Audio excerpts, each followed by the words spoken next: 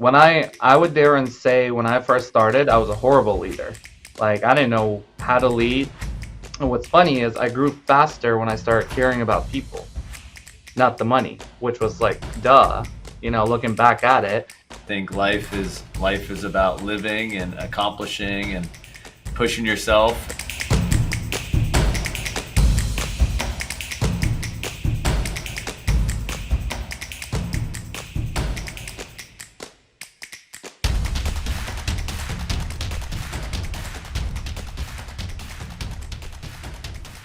All right. Happy Friday, everybody. Welcome to Klear Channel. I tell you, we started this channel a few years ago, and I was just mentioning to some of our team that's watching our live recording today that we've had over 100 different videos come up on the channel and a ton of really, really successful entrepreneurs. And today's no different. First of all, Khaled, good morning. Good to see you. Excited to have you on today.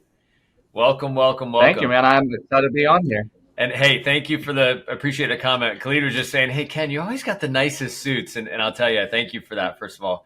I was walking out of the gym this morning. I was just telling Khaled that I've never spoken to some of the older guys, like really a lot older, like guys are 60s and 70s in there.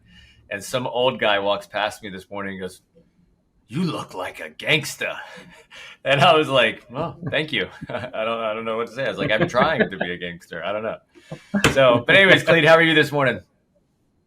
I'm doing fantastic, man. Can't complain at all. Love it. I'm excited to be on the call. Yeah.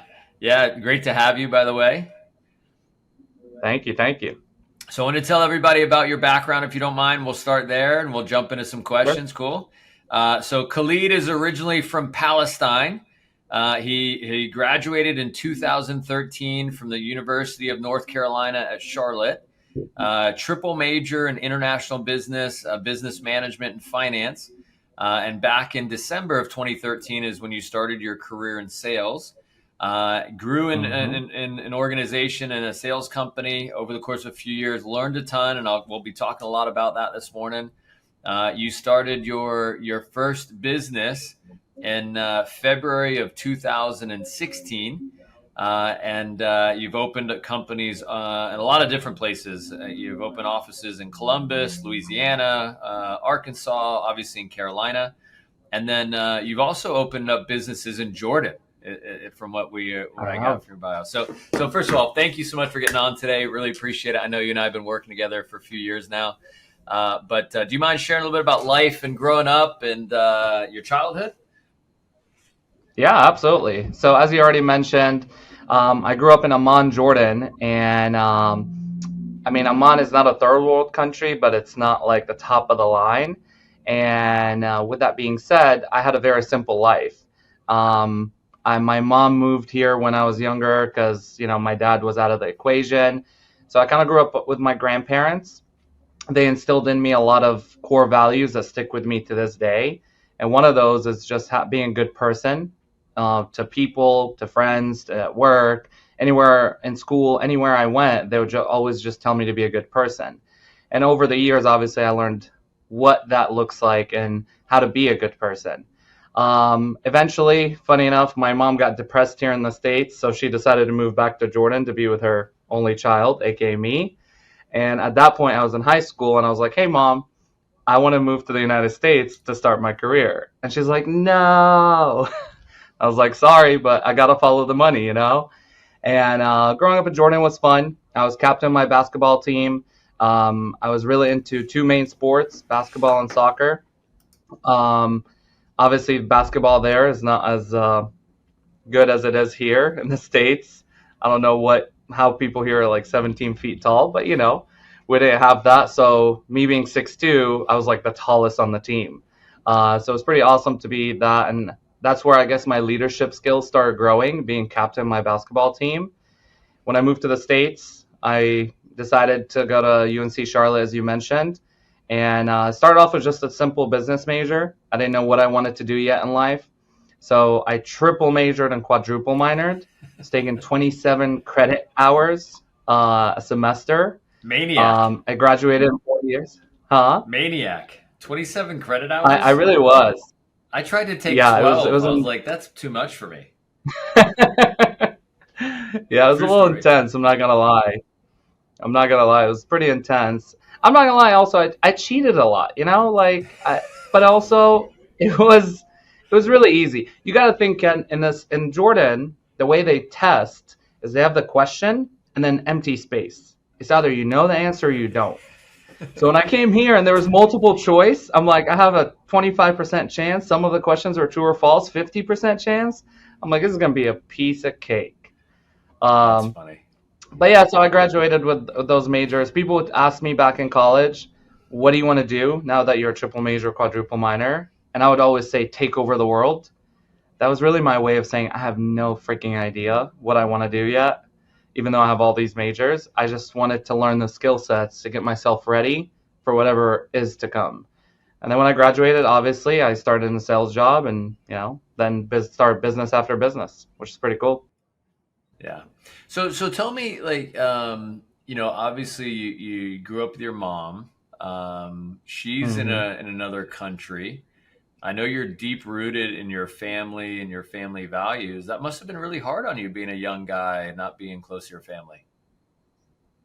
It's always been hard, and it still is hard to be honest. I've seen my little cousins grow via FaceTime. Seeing my family, some have passed away unfortunately.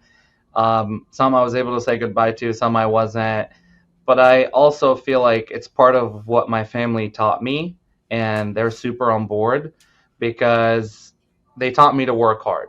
And they also taught me that sometimes there are going to be sacrifices that you're going to have to make if you want to be successful. Sometimes that looks like being away from your family. It's not easy. I struggle with it every single day. It's so hard not to just book a flight to Jordan every week. I have to resist that urge to go visit my family. Because sometimes, like, it's just, I wish I could just have lunch with them, nothing fancy or nothing extravagant. Just want to hang out, play cards, just chill with them for a night. Obviously, them being a 17-hour flight away, it's a That's little difficult, yeah. but it's also motivating. It makes me work harder to get my businesses to where they need to be so I can go enjoy that time with my family. Yeah. Yeah, it's interesting, right? So I know there's a lot of people that are, not just in our business, just in life that are motivated for, by coming through for their family, seeing their family, traveling, things like that. And, Mm-hmm. I had 100%. a friend of mine actually in our industry was telling me that his sister's a nurse, and thank goodness she got 2 or 3 days off for the holidays to be with their family because she probably wasn't going to be this year. Mm-hmm. And he's an entrepreneur, right? Just like we are. And the concept 100%. of like not having the ability to take time off when we want to, when we Mm-hmm. need That to, terrifies me. terrifies the hell out of me too. So Yeah, it really is. It's like even when my employees request time off, obviously I get it. That's how business works. But to me, I was like, I always imagine if I had to send that email, I would die on the inside. Like, what if my boss doesn't approve this? What if my manager says no? Like, it just blows my mind. So tell me about your young experience in sales, right? So you come out of school, you have a couple different majors, Mhm. and you're starting off in sales and retail sales, right? Mhm. What I recall. But tell me about your experience in the sales industry. How was it for you when you were young in sales? So it's funny. Before I tell you a little bit about how I started, I took a little test in college, and it tells you and predicts what career you're going to end up with, and it tells you the top 50 careers. Number 49 for me was sales, and number 50 was sales manager, which was just mind blowing because now I'm a sales manager. Yeah. So, What were some you of the know, top ones when that little quiz or that test? lawyer and judge. Oh Number wow, one was judge. Number two was lawyer.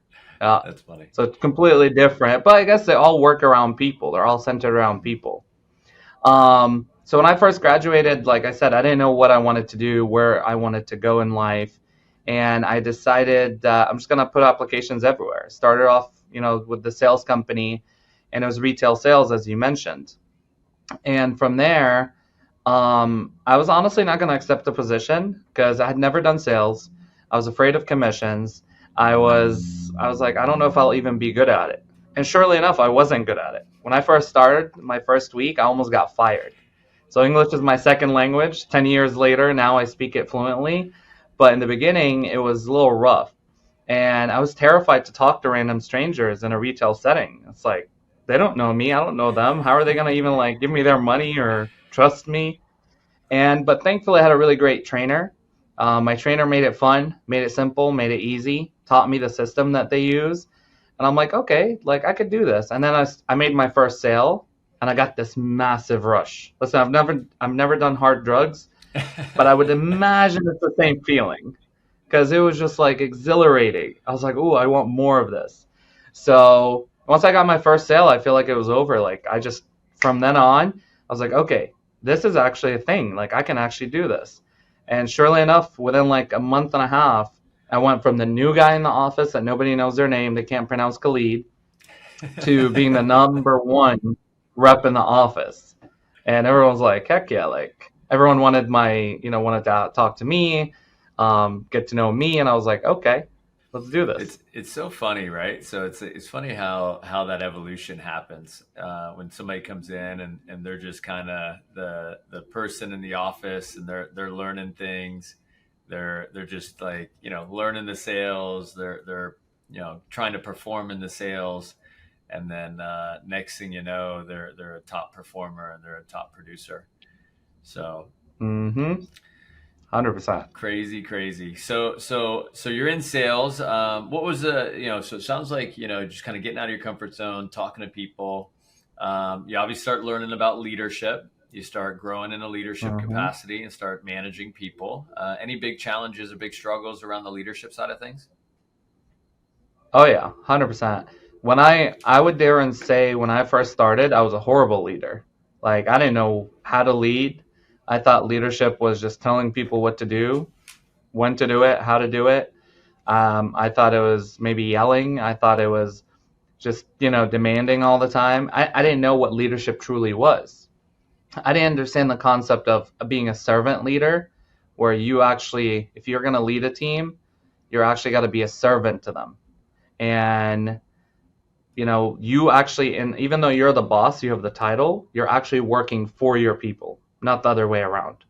So, and I think a lot of leaders get that wrong by not doing that. I generally feel like I'm an employee for my people, for my team, for my businesses. That's how you become a good leader. Because surely enough, when I first started, I made plenty of mistakes. I've lost some good people because of my mistakes that I had to go through and learn. But that's part of business. That's part of the growing pains. You're gonna make mistakes, but the trick is, can you learn from them and make sure you don't do them again? And that's one thing I've definitely done. So you've been running a business now for how long? 8 years. Okay. In sales, obviously commissions, there's no cap. What was the biggest week when you were personally doing sales that you made in the retail sales back in the day? As a As a employee or rep, as yeah, as a a rep, owner? as a rep, As a rep, yeah. I did $3,500 in a week. 3,600, I think, it was the actual number. Okay, It was a record that I was trying to beat for one of our other managers. He had the record, and on a Black Friday, and I was just locked in. I was like, I'm going to take that record from him, and it was exhausting, but I got it. nice. So 3,500 in a week, which is phenomenal, right? So I mean that's awesome. It's so interesting, so unique. I just love the industry that we're in. We have people from so many different, diverse backgrounds, and they've just kind of fallen into this concept and they've made it what they want to make it, right? Some people make it. And I was just going to say, so running a business now, so in the sales you did 3,000, roughly 3,500 a week, which is a fantastic week as a Hmm. rep. What's the biggest week you've had running a business, running an office? Ooh. Out of this business, my top week was 72,000 in one week, which, going back to the suit comment, I felt like a gangster, with that kind of money. I was like, that's insane. Yeah. Like just to make that much in profitability, I was like, it really is mind blowing. And you know what's funny, Ken, is like when I first started like working in just being an entrepreneur in general, it started off, to be honest, for the money. I was purely focused on money. I wasn't focused on helping people, developing people. Once you make a couple of $100,000, and especially if you want to, like, I'm a simple guy. I don't need all the fancy things. I just like to have enough money where I don't have to worry about finances. Once I made a couple of $100,000, it was all about the people. And what's funny is I grew faster when I started caring about people, not the money, which was like, duh, Yeah. looking back at it. But in the moment, I was just so driven about the money, which is good. It's good to be money driven. But if you can put the focus on your people and help them grow, the faster your people grow, the faster you're going to return on revenue. Yeah. Yeah. And I think that goes for any business. I Hmm. know you're involved with other organizations, other businesses, and Hmm. as I am, and I've noticed in other companies the businesses and buddies that I have that run great businesses and really strong revenue, 5-10 million a year. Their philosophy is the same. They focus on Hmm. developing their people. They focus on adding more value to their staff and their people than they do other parts of their business. And and to me, it's karma. Like, it's just, you do good for Hmm. others, the world's going to take care of you. So I'm Always. curious. So tell me about your businesses abroad. I don't know too much about those. So what have you started abroad? Yeah, so I have two businesses overseas. I don't really talk much about them because I'm a remote silent partner, so for the most part. I just get on like the board calls, so to speak. I have I partner, one of the businesses is partner up with my mom. She has one of the top three salons in Jordan, and it's a salon slash spa. It's massive, and it's ranked number three in the nation, which is amazing. They have some of the best products, some of the best hairstylist. I don't know too much of the terminology because I'm not obviously into that world. Yeah. I'm a silent partner there. But me and my cousin also have a real estate business in Jordan. Real estate is booming in the country of Jordan, and when you make a lot of money here, you can invest it in other businesses, other places. Right. My vision and my goals when it comes to being an entrepreneur is to be a serial entrepreneur. Like, I want to wake up, come in the office, have my assistant tell me, "Cool, here's your schedule for the day," and then I walk through like 20 doors to check in on each business, and then go have lunch with the kids and pick up the kids from school and have a great day. So like that's my long-term vision of what I want to do. I think there's so much money to be made. There's so much people to be helped. There's so much value our businesses add to people. I just, I'm obsessed with it. I love it. I love it. So tell me, describe yourself. I know it's one of the questions I sent you. Describe yourself in one word. If we could get to know Khalid. You know what's funny? That is the hardest question that you sent me. And I was like, one word? That's so hard. So I actually went around my team and I asked them, how would you describe me in one word? Just curious. And it was like a good little exercise for the morning. I got fierce, intense, commanding, dominating, intentional, and reliable. And I like all these, but the way I would describe myself is passionate. I'm just a passionate person. I'm passionate about my people, passionate about success, passionate about our business, passionate about our new stars. Just I'm a passionate guy. I don't like to do anything if I'm not passionate about it. If I play chess, I'm playing with full intensity, and that's why I guess it comes off as intense because I'm so passionate. So I think anything you do, if I can give people like younger people a piece of advice, is be passionate about whatever it is you're doing. Yeah. If you're playing tennis, be passionate about it. If you're going to watch the Messi game, yell from the top of your lungs. Just be passionate about things. Yeah, Those people get noticed. it's interesting. It's I've learned that a committed heart tends to figure it out, tends to find a way, Mm-hmm. right? And an uncommitted 100%. heart, an uncommitted individual, tends to Make find the excuses. excuses. Yeah, tends to figure out a Yeah. way for it not to work. So it's just very Yeah. interesting how people are. Tell me about your role models. Tell me about people in your life that you've grown up, that you've looked up to, and that I lost you, aspired you to Ken. be who you are. Tell me about those role Sorry, models. could you repeat that? I lost you for a second. I was just saying, tell me about your role models. Tell me about people in your life that really inspired you to be great. There's actually three main people that I think inspire me. Number one is my mom. Just being a single mother, um, even though obviously it's biased because she's my mother, but I generally think she's like the best mother on the planet. She's worked really hard. I saw her, you know, come to the States not knowing a single word of English and just work her butt off to provide for me and herself. Um, 20 years later, it was like a year ago. I asked her, I was like, she's like, "What's your company's name?" I'm like, "Mom, I'll give you $100 if you can say it right." And my company's name is Dynamic Marketing Acquisitions. And she was like, Dynamic Marketing Acquisitions. And I was like, close enough. Here's $100. And it's just awesome to see someone that didn't have the skill set, so to speak, and didn't have all the tools at her disposal like we do now, make it happen for her kid and for herself. The second role model I would say is my eldest cousin Ahmed. He lives here in Charlotte, North Carolina with me, and he's an entrepreneur. And I lived with him when I was in college at some points, and I even worked with him, just kind of like a part-time job. And one of the things I respected the most about him is I would see him have the most stressful, shitty day possible. And you know what? He would come into the house, like we would drive back to the house, and he would like hold it together at the door and let it all out, and then he would walk in with an amazing attitude for his wife and kids. And one day I asked him, I was like I know today was tough on all of us. Like, how did you manage to pull that off? And he said, listen, me having a bad day has nothing to do with my kids, has nothing to do with my wife. I gotta bring my A game just like I brought it at work. I gotta bring it into the house. And I respected that a lot. He's a true family man, just like yourself, and I love to see that. And the third one is a combination of just my employees, to be honest. Like I think my employees don't realize that they actually motivate me. Like the harder I see them work, the harder I work.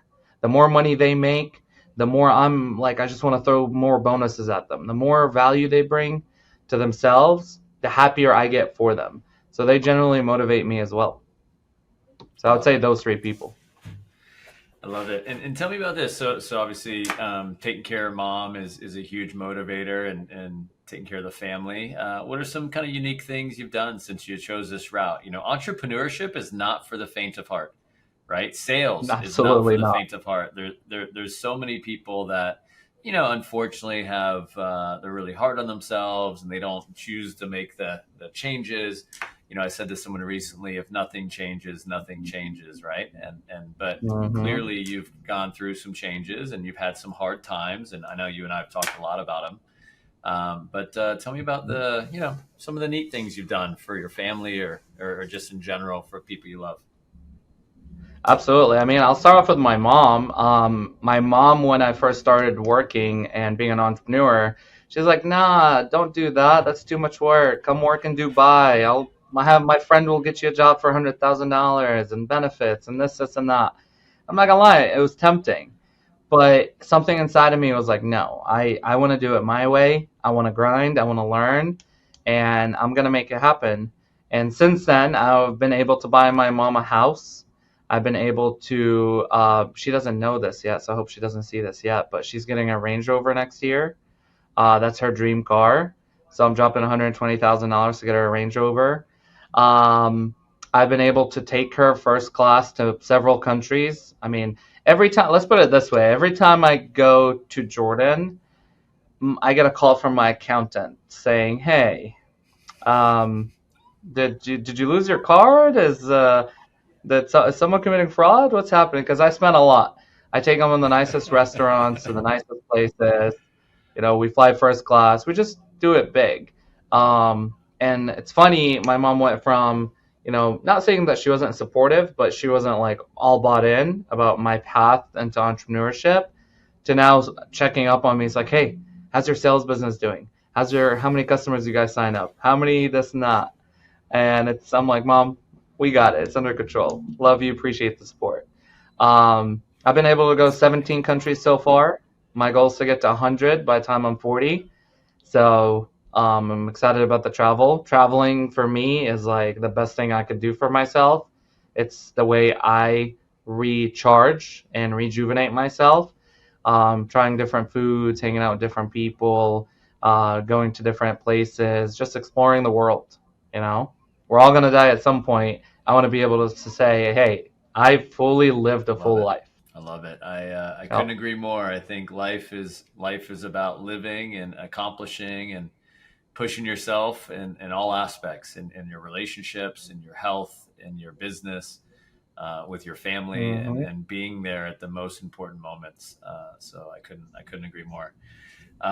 You said something earlier about your mom being hard on you a little bit, and there's an old saying that I heard once is don't seek counsel from where you seek comfort, Comfort. because there's Yep. two different worlds, right? I know for me, my parents were pretty hard on me too, doing commission sales and doing this thing out of college or whatever, and they too turned the corner when they started going to some R&R events with us and hanging out with all the owners, Oh and yeah. going to travel a little bit, and then the neat things you can do during the holidays and things that it opened their eyes that, hey, it's we're doing okay. Life's fine. I appreciate being hard Hmm. on me, but I'm doing I all got right. it from here. Yeah, exactly. Well, Got it from Khalid, here. I just want to say, I know it's 10:30. I appreciate you jumping on today. Any final words of wisdom for anyone young in their careers that you just want to share and help us, as our mission on the Clear Channel is to help change the world one leader at a time. Really appreciate you jumping on this morning. But any final thoughts for anyone that could jump on or jumped on live or is going to jump on the channel later?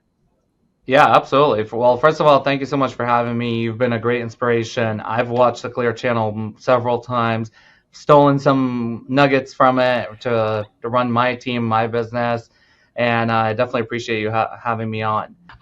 So the final message I would say for young entrepreneurs or young people just getting their career started, is enjoy the journey. Like, really enjoy the journey. It will fly by. Ask any older person. They'll be like, I can't believe I'm 30, 40, 50, 60, whatever the case may be. And like my recruiter just asked me, she's like, you've been in the business for 10 years, right? And I'm like, holy crap, yeah. Like, it's insane. 10 years just flew by. And I feel like I just started 2 weeks ago. So enjoy the journey. You're going to learn a lot. You're going to have big wins. You're going to have big losses. Learn to be adaptable. And, just remember one mantra I live by is the best is yet to come. You're only getting started. There's so much to learn from and grow. So enjoy the ups, enjoy the downs, enjoy the wins, enjoy the Love it. failures. Love it. Love it. Yeah, the good days aren't that good. The bad days aren't that bad. And No, life is you've uh, is survived all of about, them. totally. Life's about remembering where you come from, and pushing yourself to accomplish your goals in the future. So, Khalid, thank you so much. Obviously, all the love in the world to you and your family. Happy holidays. Thanks, And thank you sir. for jumping on. If you could just hang tight with me, I'm going to stop the recording because it takes a second to download. But thanks so much, everybody, for jumping on today. Happy holidays to everyone. Another awesome call today. You guys have an amazing day and amazing weekend. Thank you.